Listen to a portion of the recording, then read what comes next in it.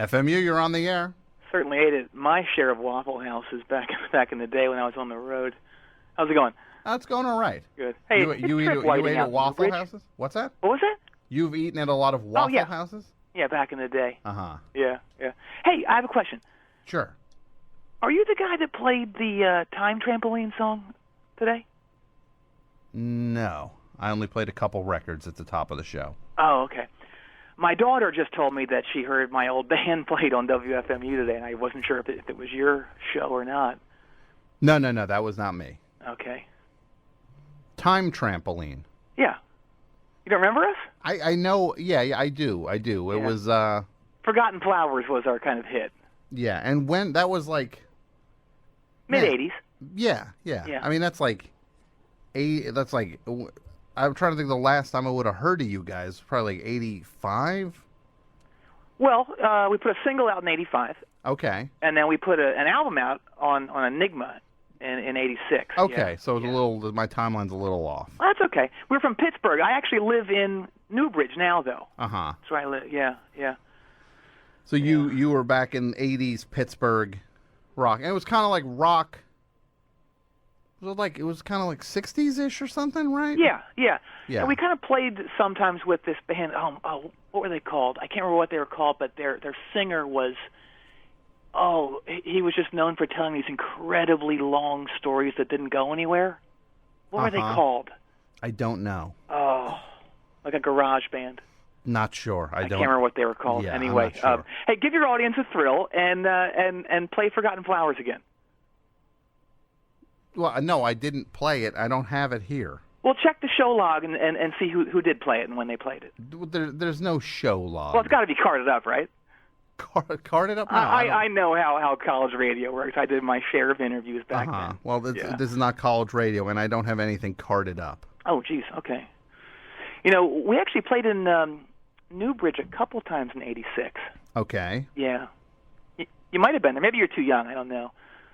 I was around for stuff like that. So many of the shows are like a blur at this point. Well, the one show was with Winter Hours and Game Theory, and the other one was with Slayer and Thrust.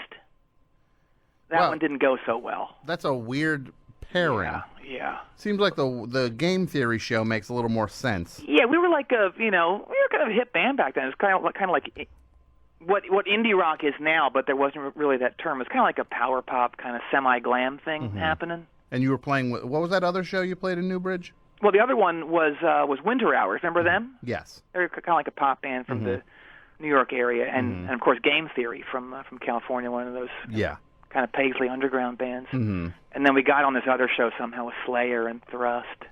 Yeah, and how did that go? Well, their crowd had absolutely no respect for us at all. And they were actually buying our shirts and records just so they could do number 2 on them and throw them at us during the show. That's horrible. Sick. I'm and sorry. You're that one guy in Slayer with the big arm. Yeah, he's got the big arm band full of spikes and stuff. Kerry? What is his name? He's actually in that new TV show, South of Heaven. Yes. Well, I think it's Kerry. It is Kerry, yes. Yeah, Kerry King. Yeah. He was so offended by what he called our P music. I can't say the word probably. Okay. That he made me eat my guitar.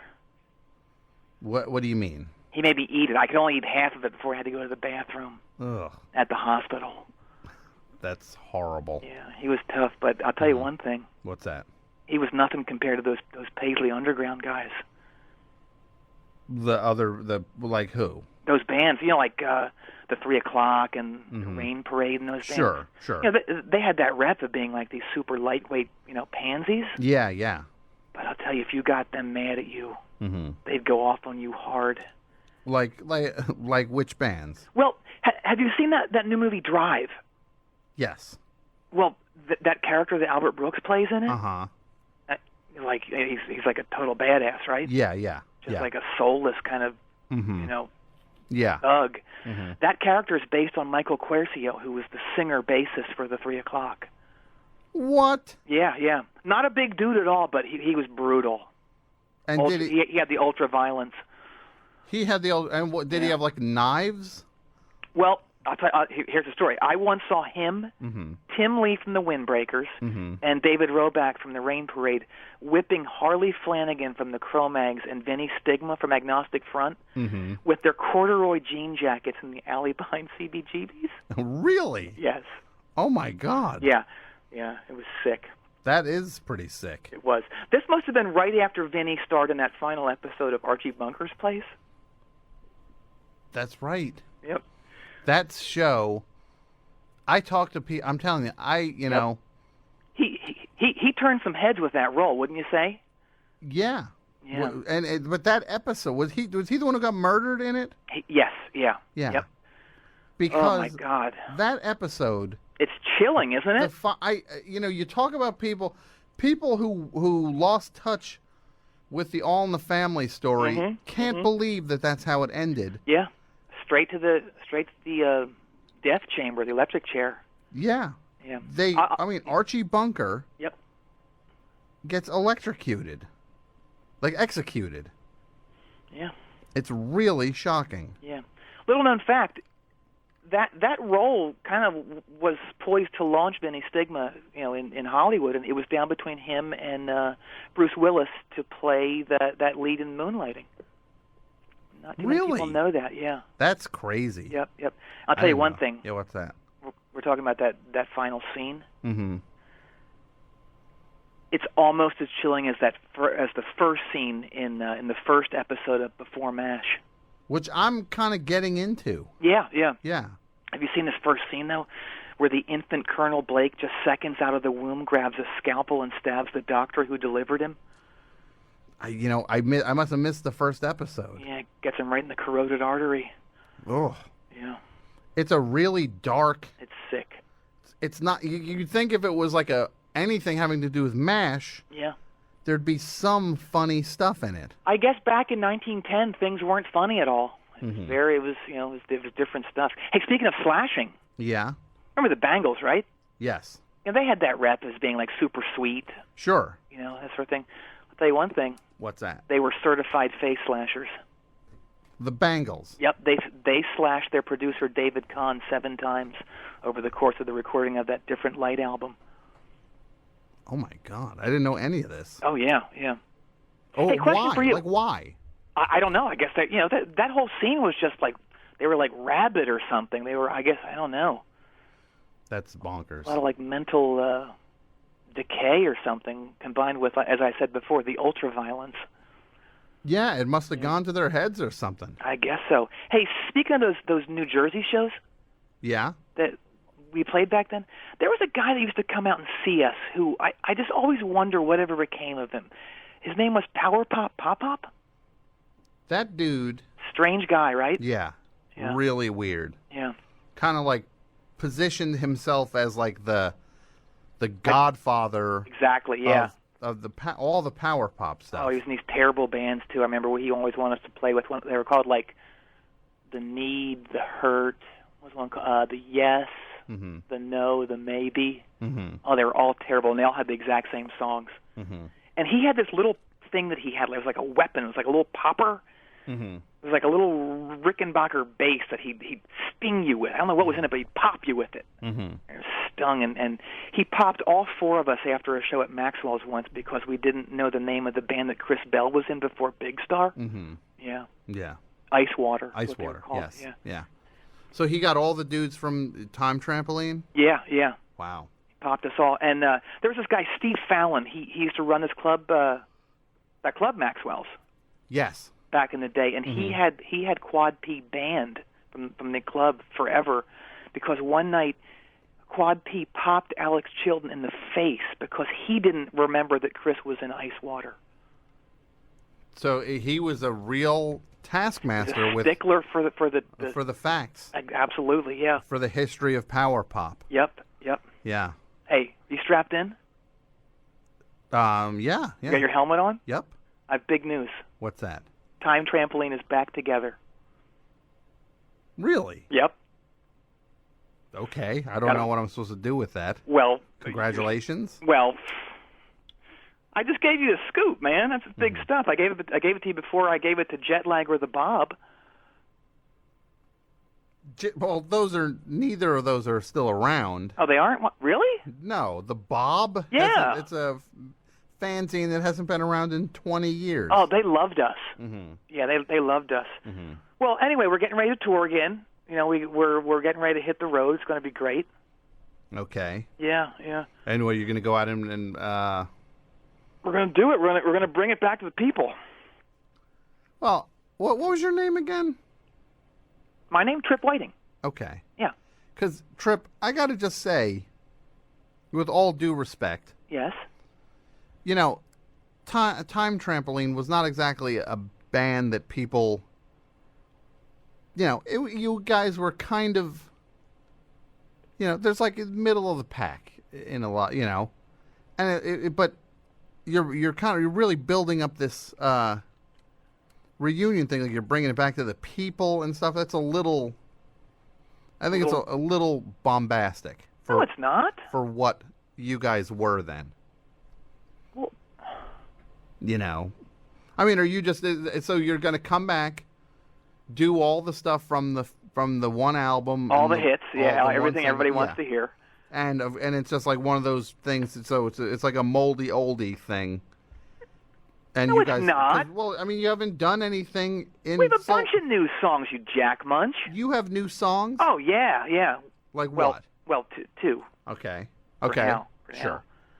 Well, what are the new songs? Well, one's called Behave, and the other one's called This Nude's for You. Behave. Yeah. What is Behave? Well, I say it like Behave in the song. It's kind of inspired by something specific, but it's kind of a timeless sentiment also. Mm-hmm. Yeah. Uh-huh. Yeah. Like when did you write Behave? Oh, geez, I don't know. Maybe 1997 or so. Mm-hmm. Yeah. So you wrote it in 97. Right. Yeah. And it's inspired from something from 97? I think so. Maybe. Yeah. Maybe. So it's like Behave. Right. Yeah. Like, Behave. Yeah. Mm-hmm. Oh, you've heard it? How'd you hear this thing? I didn't hear it. Oh. I think I can guess what inspired it, though. Well, good luck, and I guess we'll be sitting here all night if you're gonna guess it. Well, it's not. It's It's Austin Powers. Again, have you heard the song or what? No. I'm getting a little mad now. Well, it just sounds like you have It sounds like Someone's been leaking my tapes or something. Some like weird old. You wrote a song when you saw that movie or something? It was inspired by that. Yeah, Mm-hmm. I guess that's in the movie, maybe. Uh-huh. Yeah. Maybe? Yeah. Yeah. And what was the other one? What's the other song you got? This Newt's for You. What was that? This Newt's for You. This Newt's Yes, it's kind of a takeoff on This Note's for You, that Okay. Neil Young song. Yeah. Yeah. What's the deal with This Newt's for You? Well, This Newt's for You was actually a solo single that I put out in 2005 when the great man, Newt Gingrich, was considering a presidential run. Mm-hmm. And he didn't actually run, and I still have a whole shed full of these things. And I try to sell them every election when he announces that he's going to run. Mm-hmm. But nobody seems that interested in cassette singles anymore. So you have a shed full of cassette singles. Yeah. And you put it out when? 2005. 2005. Yeah. So I guess you could say I kind of lost track of like what was the preferred music delivery device by that point. Yeah. So Time Trampoline's exciting reunion is the stuff from the one album. Right. The stuff from that one single. Right. And Oh Behave. Yeah. And This Newt's for You. Exactly, yeah. Well, those are just the ones that are locked and loaded and ready for the road. Uh-huh. Yeah, we got this new single that we have coming out that's going to launch us, pretty much exactly where we belong, to the top of the charts.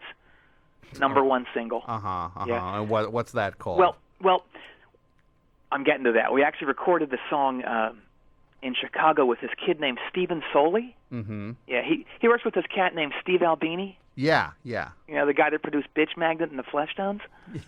Yes. Yeah. We're just going to say that Albini recorded it. Mm-hmm. Yeah, that'll get us some major ink in our stone. Uh-huh. Yeah. Okay. Yeah. The song's called 3 Inches of Power. I don't even want to guess. Is that what I think it's about? Well, the backing vocal of the chorus goes, "The power's in my pants. It's gonna put you in a trance." So yeah, it is what you think it is. And I'll tell you one thing. Yeah, what? I'm not lying about that number. Okay, well, yeah. That might be something you should lie about. 'Cause what do you mean? Look, I'm not even going to say the name of the song, but it may. Can I say it again? Please don't. That might not be something you should brag about. What do you mean? Why wouldn't I brag about it? So it's about you. Yeah. My wares. Okay, Yep. Your wear. That's very tasteful way of putting it. Yeah. Can I just ask a question? I have to be very delicate with this. Okay, sure. Like, are you, like, in terms of seeing others? Other what? Other fellow, men. Right. Are you the only? It seems. I'm gonna guess you're the only man you've seen, or something. Is that? You mean like nude? Yeah, like nude. That would be true. Yeah. Why? Okay, because I don't think it's something. Look, it's something you might not want to brag about. Well, yeah. I mean, I've only seen mine. I was actually I've been homeschooled since birth. Mm-hmm. My class was just me and our dog. Mm-hmm. Yeah, he went all the way through 12th grade with me. Your dog. Yeah, there were some years that I was actually second in my class. Behind your dog. Yeah, which was very embarrassing. Mm-hmm. And you were taught by your parents. Yeah, my mommy and my daddy. Okay. Yeah. Okay. I did excel at sports, so I should say that, especially at miniature tetherball. Uh-huh. Yeah. Yeah. Look, Trip. Why do you ask that question? I'm just going to tell you, it's something you might not want to brag about. Shut up. Jealous much? Look, it's something you might want to research. I have to be very delicate with this, but you might want to just check it out. Oh, wait, hang on. What's that? Hang on, I got to answer this email real quick from the CD pressing plant about the single. Okay. Hang on, please confirm your order of 10,000 copies of 3 Inches of Power. No, CD you single. might. Don't do it. You know what? What? Talking about this with you has taken my excitement to a whole new level. Yeah. And I'm going to authorize the pressing of another 90,000, which will bring us to 100,000. That is a huge I don't want to be mistake. caught short-handed when this thing explodes. Okay? And yes, that sounds good. I authorize my credit card to be charged the full amount and sent. Okay. What were you saying about I was saying no one is. That's a horrible mistake. You did a cassette single in 2005. Yeah. And you know the state of the music industry, don't you? I hear about bands selling a lot of records and I see pictures of bands playing arenas. Yeah. Mm-hmm. Yeah. Well, you know that. Okay, but people aren't buying. The band, the Foo Fighters, sounds like they never really stopped. Mm-hmm. No, look, they're super popular. But people just don't sell records, CDs, the way they used to. Well, this thing will sell like hotcakes. You asked me about, what did you say about looking something up? What did you say earlier? Never mind. I can't. You should get things in perspective with this song you've got. I'm going to look this up right now. Average size. Stop. Okay, I can't do this on the radio. Oh my God. Stop. Oh no. This is not what? Yeah. Oh man. I thought they were maybe gag wieners or something, but they're not. Stop. You gotta. Oh man. You gotta stop. I can't talk about this on the radio. It's your business. Now I know why things were so weird with me and my ex-wife. Mm-hmm. Yeah. Mm-hmm. She never really said anything. Mm-hmm. But she always seemed impatient for it to be over. Look, this is look, Trip. I can't talk about any of this on the radio. Oh. I heard you direct these rock videos. Yeah.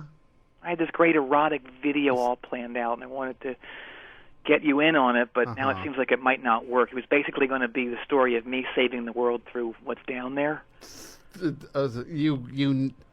Okay. It's horrible. Oh, jeez. Yeah, I'm sorry. And now my backup plan for WD might not even work out. The what? My backup plan for WD, world domination. Okay, what is your backup plan? Well, it's turfed out now. What is that? Well, I was going to become the new singer for REM after theirs was disfigured in a horrific car accident. Yeah, but REM broke up. I know that, yeah. And about a month ago, I cut the brakes on Michael Stipe's car. Yeah. Yeah, at least I thought it was his car. It turns out it was the mayor of Athens' car. Mm-hmm. Mayor Dippler. Yeah. Yeah. Well, Mayor Dippler. Live and learn. What? Although, I just thought of something. What's that? This could save it. What's that? Like you said, they broke up. Mm-hmm. And if this Time Trampoline reunion doesn't pan out, yeah, I'm going to call those guys and we're going to form the new REM with the other two dudes. Sure. Like, remember how the new Yardbirds became Led Zeppelin? Yes. And it became huge? Mm-hmm. Yeah. Same thing will happen with the new REM. So it'll just be you. It'll be me, Mike, Peter, and Bobby, and it's going to be this huge thing. Mm-hmm. Who's Bobby? Bobby Blotzer? Why? Bobby, the dude from Rat. Yeah. Uh-huh. He's the perfect drummer for this thing, don't you think? No, I that does not sound like a good fit at all. Oh man. I'm fried. I'm sorry. It's okay. I'm just so burnt from all this haunted house stuff, planning it and all the stuff I'm dealing with. Mm-hmm. Yeah. What haunted house? The haunted house. Well, okay, you're putting a haunted house together? Whiting Manor. Whiting Manor? Yeah. Oh, my God. You are responsible. You're associated with Whiting Manor? I own it. I'm Trip Whiting, I told you. Oh, my God. Yes. That is nuts. I know, right? Yeah. Yeah. I mean, I should say for listeners who aren't in this area, for anybody who's not familiar with Whiting Manor, it's like the last 10 years or so. Is that about right? Yeah. Like it's like there's this insane haunted house in Newbridge. It's out on Route 1476. Mm-hmm. It's over by the old colored marble quarry. And that's until it sealed itself in. Right. Yeah. But that place. So you've been to it? It was literally the single scariest experience of my entire life. Wow. Thank you. It was probably about 4 years ago. I went with my brother Dom, and I might have lasted 4 minutes. 4 minutes, really? Yeah. That's pretty good. So you got a T-shirt, right? I don't think I got a shirt that night. I was so scared. I just ran out. Oh, you just ran out? Yeah. We got a lot of runners, yeah. Mm-hmm. Yeah. Only about 1% of the people that get all the way through it. Yeah. Before either having to leave or throw up or worse. Or worse. Yeah, mm-hmm. Yeah. I'd love to ask you what your favorite part of the haunted house was, but I don't want to give anything away for those who plan on coming this year. Yeah, you want it to be a big surprise. Oh, yeah, yeah. Gets better every year. Well, can I just ask you, a lot of people, it's like been kind of talked about or rumored or whatever, that people have died going through the haunted house. Well, I can neither deny nor confirm those rumors. I will say that no charges have ever been brought against Whiting Manor. Exactly, but then again, the victims in question were last seen going into Whiting Manor. So, well, is it true? Then can you say whether that they died? Yeah. Well, define die. Well, that's not. Defined, they stopped breathing, permanently stopped breathing. They did, yes. Why? So people die at this haunted house. Well, they knew what they were in for. It's really intense for people who aren't familiar with it. so many haunted houses you go to have like a sign up front where they're like telling you, don't touch the performers because the performers will not touch you. Right. But this place has a sign up front that just says that the performers will touch you. Yeah. Yes. And it basically implies, I don't know how it's phrased, but just that you're on your own and you might have to fight, or you're going to have to fight for yourself because these people are going to touch you. Right, yeah. But, the prisoners know how far they can push it. What's that? I said the prisoners know how far they can push it. The prisoners? Yeah. When you say, what do you mean by prisoners? The prisoners from the Newbridge Penitentiary. They work at this place? Yes. Warden Rutliff, he leases me about 30 cons every October to staff Whiting Manor. Uh-huh. And in exchange for giving the cons work, I'm allowed to slide on a few things. Okay, like what things are you sliding on? Well, legally now I'm allowed to have X amount of weapons, like 4 working chainsaws, 7 tasers, 5 rifles, 6 handguns, 2 cannons, and I can now use a fully functioning guillotine as long as it's only set on 5. Well, I didn't know you could set a guillotine. Oh, yeah. Yeah. I mean, sure, there's going to be a little blood, but you're not going to die. Uh-huh. Yeah. And you're allowed to have those things in the haunted house? Yeah. Like guns and stuff? Oh, yeah. Well, I mean, it's a sacred place. The house has been in the Whiting family for generations. Mm-hmm. But you're not shooting them off or anything. Not inside, no. No, that happens on the shooting range during one of the manhunts. I did not get anywhere near a manhunt on that thing. Oh, that's good. Yeah, that happens about 6 minutes in. Oh, yeah. I would not have handled a manhunt. Oh, yeah. I love it though. It's a fun thing to do, and it's funny. My love of horror was actually one of the reasons that Time Trampoline broke up. Really? Yeah, I wanted us to be a cross between the Bongos and that Trent L. Strauss film Sunday Bloody Sunday. Mm-hmm. Yeah, the one about the ice cream shop that's built on an ancient Viking burial ground. That was a movie that the poster for that thing scared me so much. Yeah. It was like a hand coming out of like an ice cream. Split. Yeah, was it an ice cream cone or a banana split? I think it was a banana split. There were 2 versions. Yeah, yeah. It was banned in Germany. Yeah. Yeah. I could not handle any. So you wanted to change Time Trampoline into something that was influenced by that. Exactly. Yeah, and I had this cool song that was going to be huge. It was right up there with that song "Fall on Me" by REM. Uh-huh. But it was about exsanguinations. Which is the act of draining people of their blood? Exactly, yeah, yeah. The song was called The Organ Grinder. Okay. Yeah, it's kind of a play on words. Mm-hmm. Yeah, so it had a big organ in it or something? No, he grinds the organs. Grinds the person's organs. Mm-hmm. Yeah. But was there an organ on the song? Oh, yeah, like a farfisa, yeah. Yeah. Yeah, you know who played it? Who? Steve Naive. From Elvis Costello's band. Exactly, yeah.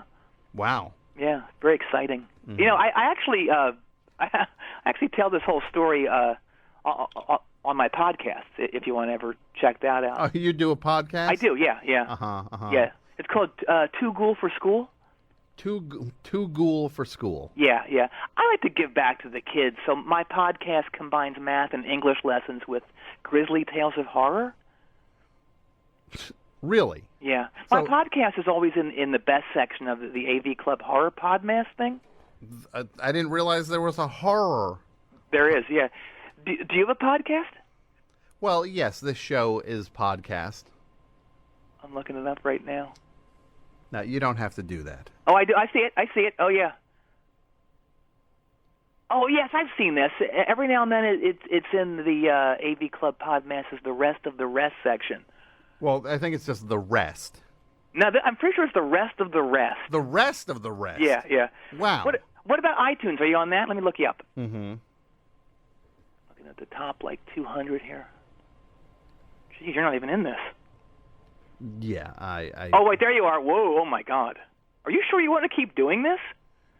Doing the show? Yeah. Well, way down there. Mm-hmm. It's under Mike's podcast. Do you know Mike? Who's Mike? It says it's affiliated with your show.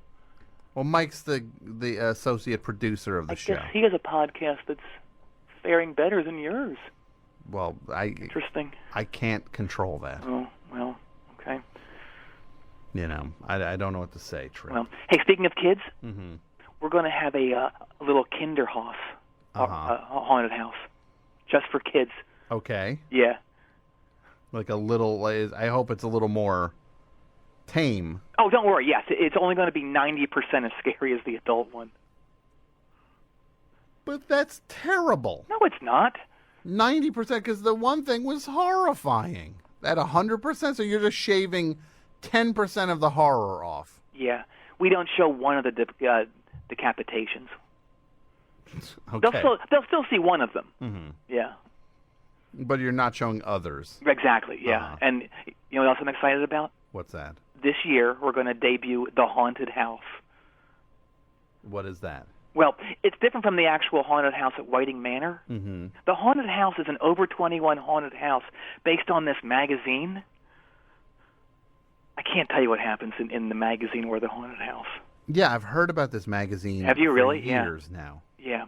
We had a preview for the German Haunted House Society. I didn't know there was a haunted house society. Yeah. They gave it Fumph jack-o'-lanterns. Fumph. That's unheard of for an American haunted house. Well, I guess I congratulate you on that. Yeah. Uh-huh.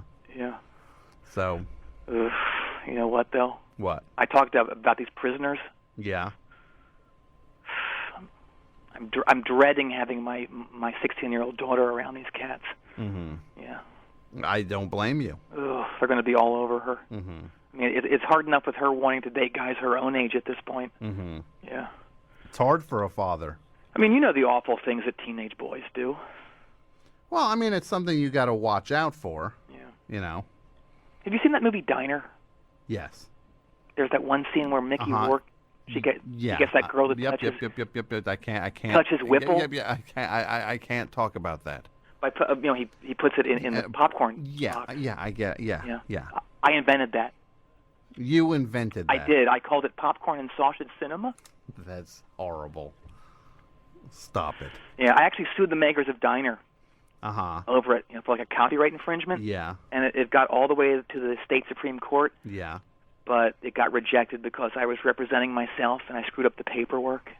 That's why it got rejected? Yeah, I spilled soda all over it. All over the paperwork? Yeah. Maybe you shouldn't have had soda in the courtroom. Maybe I shouldn't have. Yeah. You know, young guys also do all the time? What's they that? lie. Uh-huh. Yeah, I should know. You're a liar? Well, no. When you were a kid, you lied? When I was dating, back in my teens, I often stretched the truth about who my father was to impress girls and get them to join me in the old abandoned oil tank that served as my lovemaking cave. Uh-huh. Yeah. Like, who would you say your father was? Well, people like Gary Berghoff, Alex Karras, Ricardo Montalban. Yeah. John Amos. John Amos. Mm-hmm. The father on Good Times. Good Times, yeah. Yeah. Barry Williams. Who? Barry Williams. Barry Williams from the Brady Bunch. Yeah. Yeah. Scott Baio. Scott Baio. Yeah. Scott Baio? You have to be a similar age to Scott Baio. I know. It worked a couple times, and I'll tell you one thing. What? I also had a girlfriend for an entire 4 months because she believed that I was President Carter. What do you mean by that? I said I was the president. I talked in some crazy accent. She believed it. You said you were actually the president. Yeah, and she didn't question why you lived in Newbridge. No. Wow. Yeah. Hey, you know something? What? I'm scrolling through the WFMU website right now, and I came across your page. Yeah. I gotta say, you would be perfect to play a character that we need to get back up and running at the haunted house. Uh-huh. Yeah. Who's that? Rabid Deformed Ape Man? Rabid Deformed Ape Man. Yeah, and what's great is, judging by this picture of you, the only thing that you're going to need costume-wise is to shave off some of your body hair. Yeah. You've actually got too much of it for the Ape Man. No, thanks. Yeah. Rabid Deformed Ape Man. Yeah. Well, that's flattering. Oh, come on. Oh, hey, question for you. This has been driving me nuts all day. Yeah. You know that really expensive designer glass? They call it Tiffany glass? Yes. That's not made by the singer, is it? What singer? Tiffany. But no, it's not. See, I told you. You owe me a massage. Who are you talking to? Oh, just a friend. Uh-huh. Don't worry about it. Yeah. So you're betting massages? Well, yeah, among other things. Uh-huh. Yeah. Okay. Yeah. Over trivia questions. Yeah, yeah. And also, yeah. what was I going to say? Sheila, no! Oh. Sheila, why?